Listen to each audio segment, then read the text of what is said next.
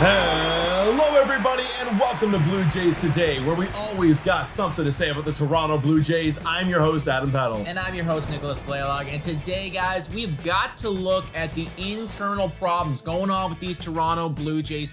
The reason why in the last week and a half, 2 weeks, they've been on a bit of a skid, and how they are going to go about fixing that problem and getting back into the win column. Before we do, please make sure to hit the like, smash the subscribe button, comment your thoughts down below about all of the stuff that we talk about in this video, guys.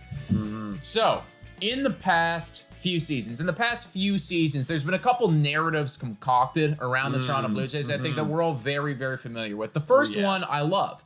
Offense is always incredible. That's not been a problem. You look at our lineup, I think that everybody, all the viewers can agree with me that it is top tier across the board. Few MVP candidates in there.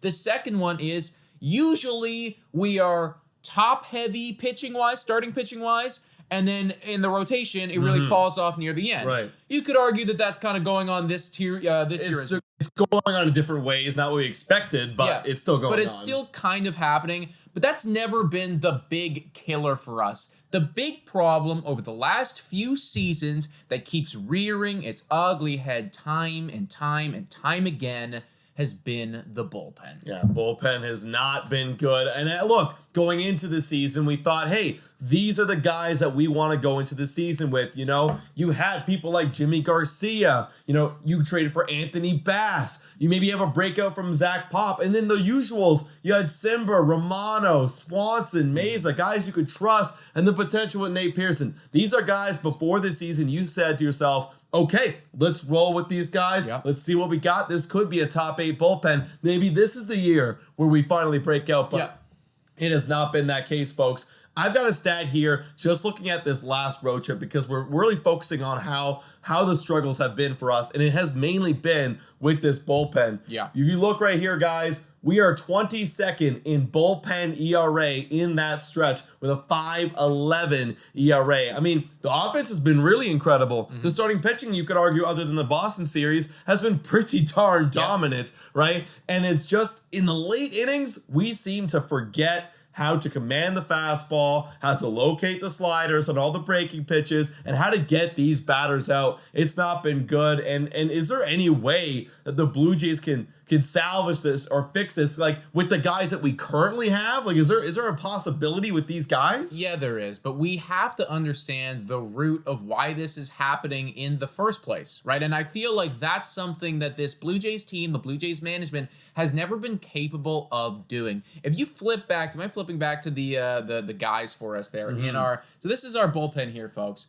and it is extremely top heavy. It is extremely top heavy. You got Tim Mesa. We're gonna discount Jay Jackson because he really hasn't done anything for us. But you got Tim Mesa up there, who's doing very well. You got Eric Swanson up there, who's been phenomenal. Nate Pearson, very small sample size. He had one questionable outing, but as far as the rest of it goes, really, really good. And then Jordan Romano, even though he has struggled, his ERA, I would like it to be a little bit lower. He's still doing good, and I think he's reasonably reliable.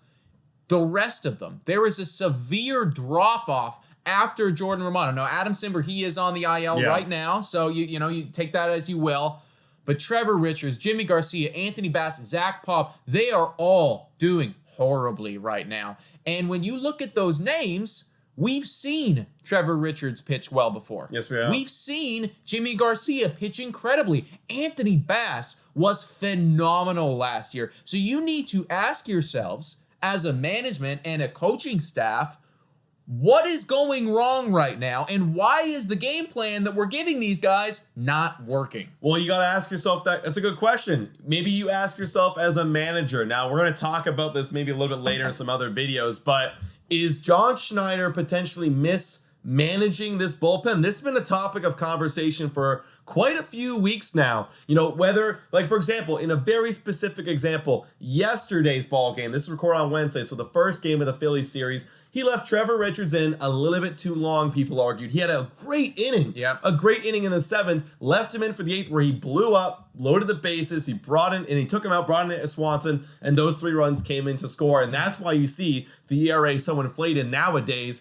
right, up in the 5s. So is it a Schneider mismanagement thing? Or also honestly, my 2 cents is also relievers and bullpen pitchers are so volatile. Yep. You know, you pitch at a good season, you pitch 60 to 70 innings. It means you're trustworthy. And like that's only like 1/3 of a good starter, you know, in what he can do in a season. So you're gonna see these ups and downs, especially with only 11 to 15 outings on average on most of these guys. So yeah, for me, it's just we haven't really seen enough. But could they be mismanaged? Well, so here's could the thing. They be I'm mismanaged? going to start with the second thing that you said there about the whole volatility. Yeah. That's an argument that I think a lot of Blue Jays fans, us included, have been talking about when we look at these bullpens. And I do agree with it to an extent. But when you're looking at the large, the entire league as a whole, the 10 bullpens that are, typically in the top 10, there's a lot of similar teams in there year to year. Yeah. You see a lot of similar squads over there year to year. Houston's typically always up there. The Tampa Bay Rays are typically always up there, right? There's a few squads that seem to have figured it out. So, you can argue that, okay, yeah, there's absolutely some volatility involved in the bullpen and X, Y, and Z, but clearly some other teams had figured out how to tackle that. And I don't think the Toronto Blue Jays, regardless of the guys that you have, because there's always, turnaround and everything like that, clearly we haven't figured out yet how to coach our guys and get the best out of them. So that's the first thing right there. I do agree with you with the volatility, but I do think that these other teams, they know something that we don't know. And I agree. I think it does come down to a coaching standpoint. I mean, when you're a relief pitcher, you can't be pitching like you're a starting pitcher. You have one really good pitch, you have a secondary complimentary pitch, maybe, you know what I mean? And I'm not saying that that's not what our bullpen does, because if you look at all of our guys, Trevor Richards, you think about the changeup. He throws that a lot. You think about Jordan Romano this year, it's the slider. Swanson, it's the splitter. You have guys that are doing it, but why isn't it working? Is it a management? Is it the personnel? Because when I look at this team, I do like the personnel. Why aren't they doing it? I actually cannot answer this for you folks. I can't. It is hard. a very because I don't think it's black and white. No, I don't think it's black and white. I think that there is a variety of factors. So I do think part of the factor is, yes, bullpen guys, they are volatile. But also, too, clearly we don't know how to manage these guys as good as possible. We're not giving them the best game plans. Now, as far as what you said about John Schneider and is putting certain guys into certain games, into certain situations, I think that some blame absolutely needs to be put on there. There have absolutely been some situations up to this point where I'm like, I just cannot wrap my brain around you doing that. But at the same point, when you look at those guys, let me paint a picture for you. Time for a quick shout out to Betway. Betway is the best place to make all of your sports bets on all of your favorite teams. Betway is also in collaboration with iGaming Ontario. Must be 19 years older to participate. And guys, please bet responsibly. Now, back to the content. When you look at those guys, and we're in a game where we're winning. It's in the 6th inning. Jose Barrios just went six innings. He gave up 2 earned runs. He's got to go right now. You have 3 innings of work to get through. Well, clearly, if everybody's rested, it's very easy. Yeah. You go Tim Meza, you go Eric Swanson, you go Jordan Romano, bing, bang, boop, in a competitive game. In one where we're close. Yeah, exactly. So that's what you do when everybody's rested. But what about the game after that? We're winning again. The starter goes 6 innings. Now we're in this position where you have to go 3 innings of work, and those guys that you pitched yesterday, they aren't as available as they were. What do? You have to be able to pitch some of these back half guys. Jimmy Garcia needs a role. Bats needs a role, right? So I think that, yes, on the surface, when we look at this team, it's very easy when everyone's fully healthy and we can pitch whoever we want.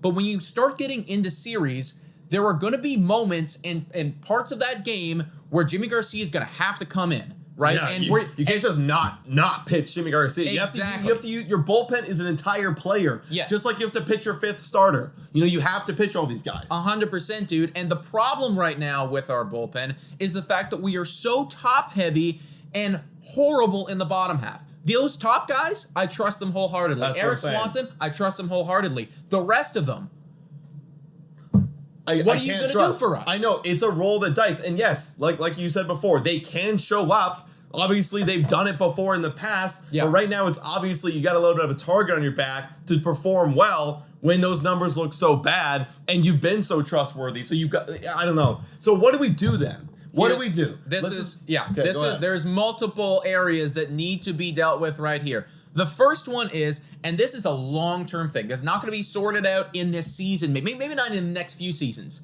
but we have to figure out what the hell they're doing over there in Houston, what they're doing in Atlanta, what they're doing in Tampa Bay. We got to learn. Baltimore too. Back-to-back seasons, they got a top bullpen. Who were those guys before? Yeah. You didn't know them. No. You didn't know them, right? So good.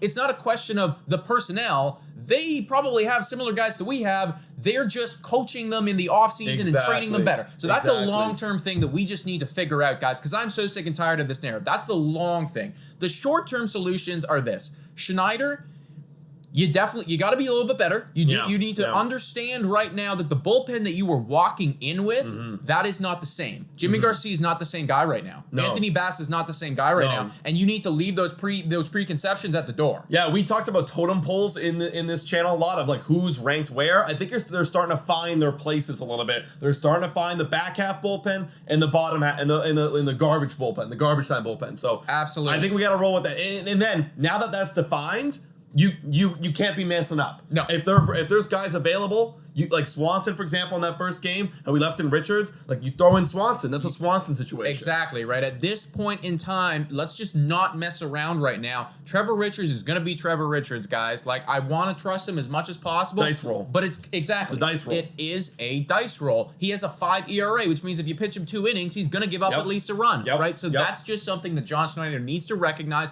The top guys are elite. The rest of them, we have absolutely no idea. So that's something moving forward. Right. Number 2, short-term solution, Adam Simber needs to come back. Adam Simber is a trusted arm. I believe that he is one of those top-end dudes. We need to get him back on the team. Yeah. And then number 3 is we probably are going to need to address this come trade deadline. Absolutely. This is always something that the Blue Jays need to go out and do. And what pisses me off this year is that it felt like we were really doing it. I know. It's like the New York Mets. You know, the New York Mets spent just so many millions of dollars and they're still struggling. We invested so heavily in this bullpen and it feels like we're in the exact same place. I know. We have to continue to do it. I know. You trade for Zach Pop, you trade for Bass, and then thankfully Swanson actually is hitting. He's actually hitting in a trade. You know, you trade for Simber, who's been very good. I really like Simber. You trade for Richards. These are all guys that we're acquiring over the years. We look out in the league and we're like, obviously it's been a problem. Yeah. You said it before. There's been a problem. So we got to get these guys. So come this trade deadline, you know, we're going to have to be looking for some dudes. And there are dudes out there. I'm not going to go through all the guys here, but there are dudes out there on really bad teams that come trade deadline. They should be sellers, and we should be up there at the top of the market trading for those guys. Now, are you willing to give up some decent capital to get bullpen guys now? Because, I mean, this is the time.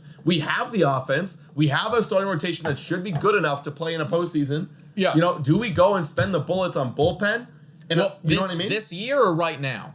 Like this year. This year. Oh, 1,000%. Absolutely 1,000%, man. You cannot walk into a postseason with this bullpen where it is right now. If we're looking like we're going to be a playoff team, which we should be, then you can't walk in with 4 bullpen guys. Because that's currently what we have. We don't have more than full bullpen like guys.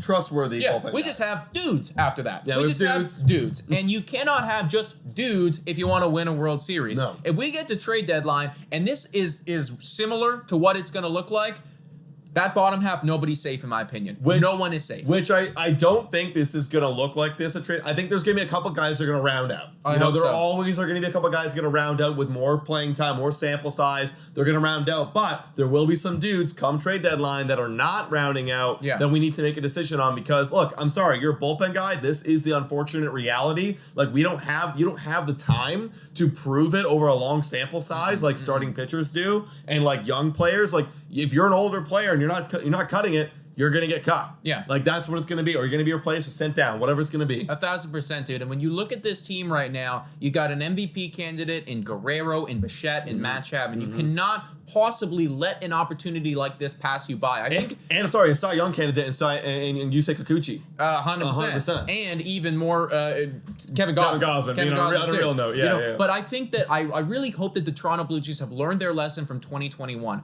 2021, our offense was phenomenal. The starting pitching was decent. We had a Cy Young candidate right there. We literally had Cy Young. Everybody was screaming at the top of their lungs in the first half of the season, go out and address bullpen. They never did it. They got Simber.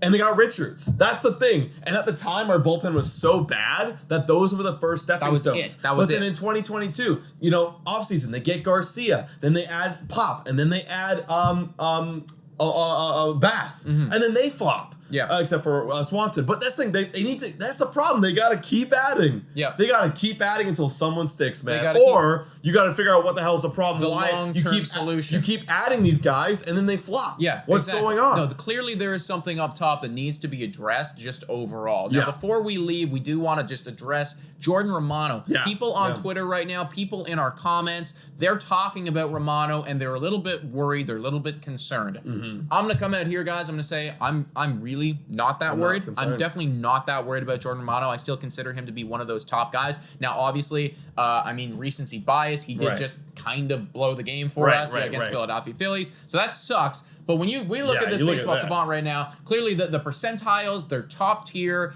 And I also just think that Romano, he's a trustworthy guy that pitches with confidence. His stuff, it works. The ERA is going to get better, team. The ERA is going to get better. When you look at the last 3 seasons, too, I just feel like you know what you're going to get out of Jordan Romano. This is a decent start, not an incredible start, but he's not as bad as some of the other guys. Exactly, and he's actually pitching a lot differently this year, guys. Like, if we look over at his StatCast right here, sliders. He's throwing a ton more sliders, and I think he's doing it with reason. I mean, if you look at what has the biggest batting average against, it is the fastball. The lowest is the slider. So he's obviously made an adjustment, coming off of last year. Last year, it was the opposite. Yeah. The slider was going to hit more. But this year, for whatever reason, it's not. So that's why he's making a bit of adjustment. So he's also got to command it. He's got to locate it better. He's got to mix it. He's got to learn how to operate with the slider being the first pitch. Interestingly enough, look at these last few seasons. I know. He's done it every single time. He switches. He switches every single year, guys. That is very interesting there, technique from Jordan Romano, but literally does that and switches so nobody can get the book on you. You just keep alternating, right? Exactly. That's why I trust him. Yeah. I'm not concerned about Jordan Romano at all. The guys at the bottom, Jimmy, Bass, Richards, Pop when he comes back. We got to do some work, boys. We do, guys. Guys, let us know in the comments down below. What do you think about this Blue Jays bullpen? And what are your suggestions to make this bullpen better? We want to discuss in the chat. We want to hear your thoughts. Yeah, guys. Please also hit the like, smash the subscribe button, and shout out to our Patreon members. You guys are freaking amazing. Also, our YouTube members, too. We haven't forgot about you guys. We appreciate all of y'all. Guys, thank you so much for watching. And go Jays, go!